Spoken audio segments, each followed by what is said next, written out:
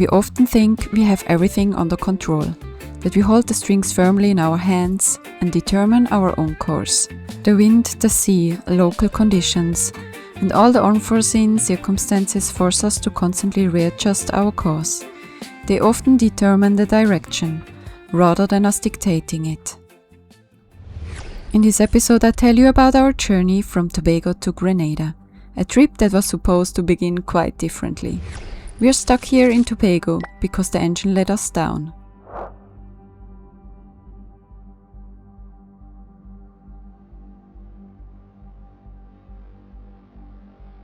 Yet, just as we are finally ready to go, the weather outside is so stormy that we have to wait again. This forced pause turns into a luxury, the freedom to simply stay. So we are still in Tobago, and once again we feel the pull to go ashore. It's a little expedition up the hill, past a few scattered houses and some goats on the roadside that eye us with suspicion.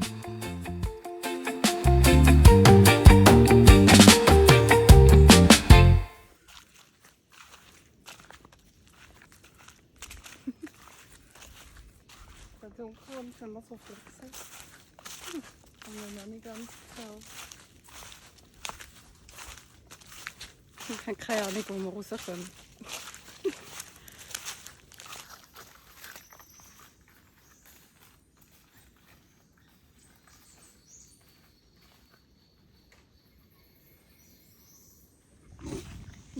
Das ist genau wie meine Haare.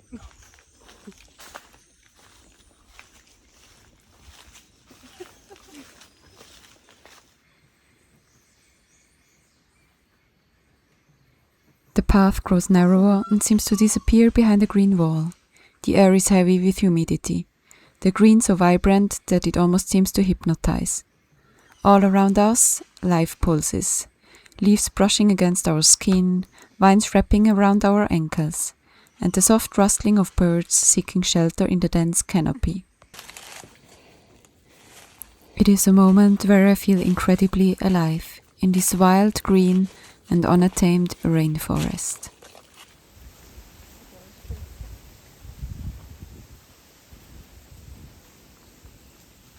Tobago is something special in the Caribbean. It is home to over 200 bird species and one of the oldest protected rainforests in the Western Hemisphere. Standing right in the middle of it, you realize just how wild this island truly is.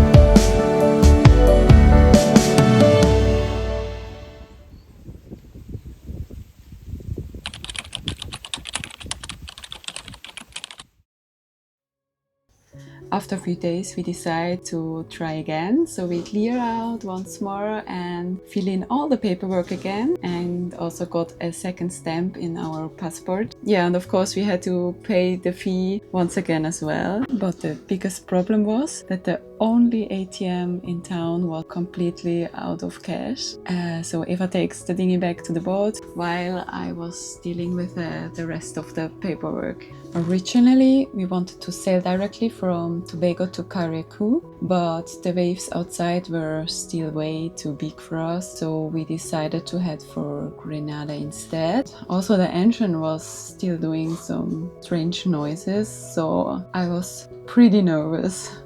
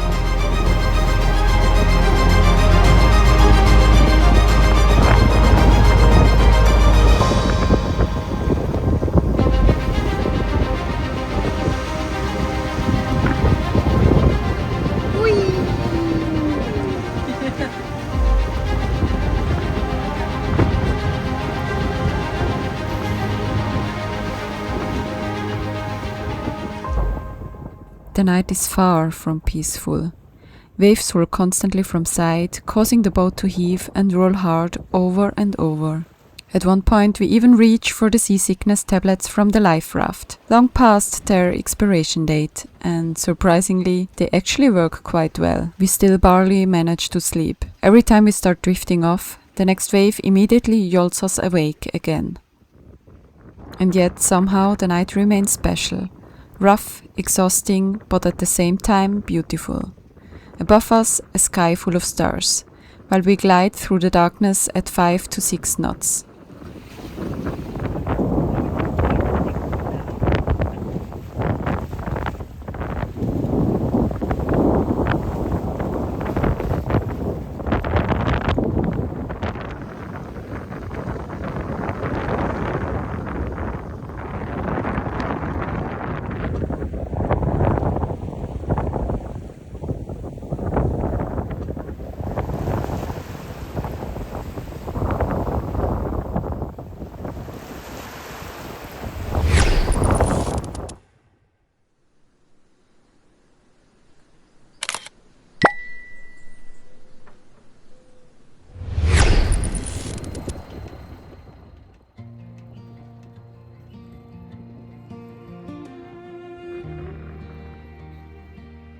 As soon as we enter the bay, everything starts to calm down. We drop the anchor pretty far out, because we do not want to end up right in the middle of the chaos of boats and mooring lines. Yachts are everywhere, and dinghies keep zipping across the water. Everything feels alive, loud and completely chaotic.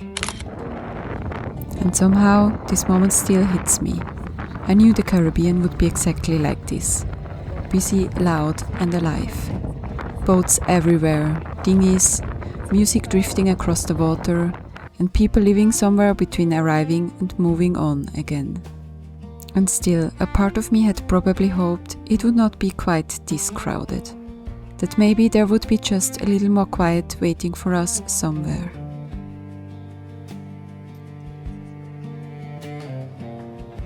But the longer we sit there and simply arrive, the more I realize that maybe this is exactly what the Caribbean is. The constant coming and going. The boats you randomly run into again days or weeks later. This tiny microcosmos of sailors, all carrying their own stories while sharing the same place for just a brief moment.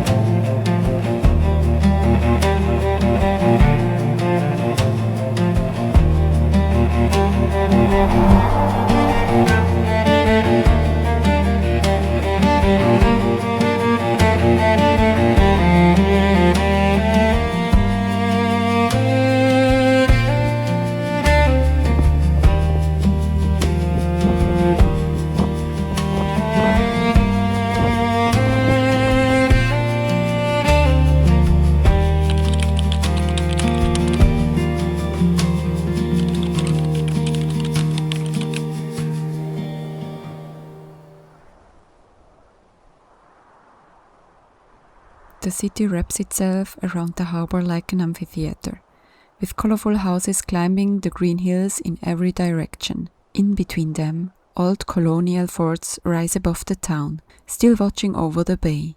The harbor itself feels almost frozen in time, with fishing boats, small market stalls, and the typical colorful buildings lining the waterfront.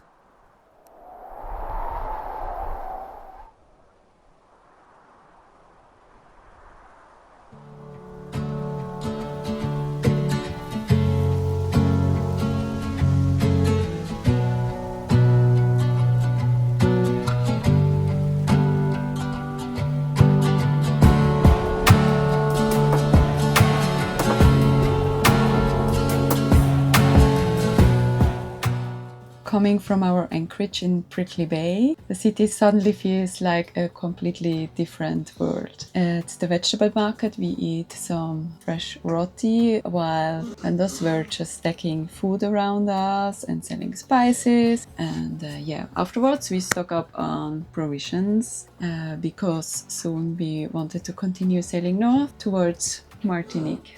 The ride back in the maxitaxi was very hot, cramped and completely overcrowded. People were constantly getting in and out, and we just tried to balance our shopping bags on our laps.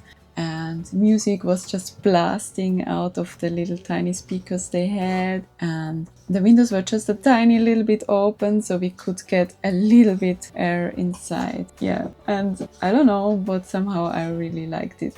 It's so simple, it's very chaotic and cheap, and you just feel like right in the middle of everyday island life.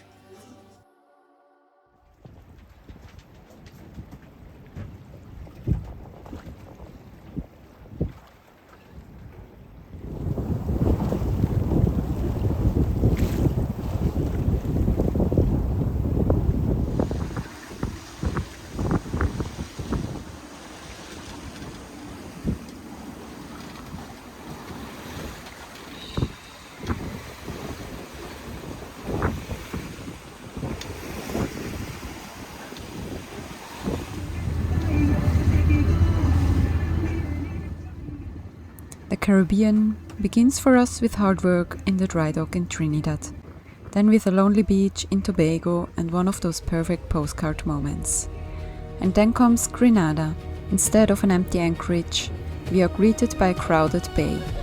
Noise everywhere and people living somewhere between arriving and moving on again. And maybe that is far more the real Caribbean than all the perfect images I had in my head before. As we slowly sail towards our next anchorage, it feels like the beginning of this new chapter. No longer just connecting places with long multi-day passages, but slowly finding our way into this rhythm of sailing, arriving and moving on again.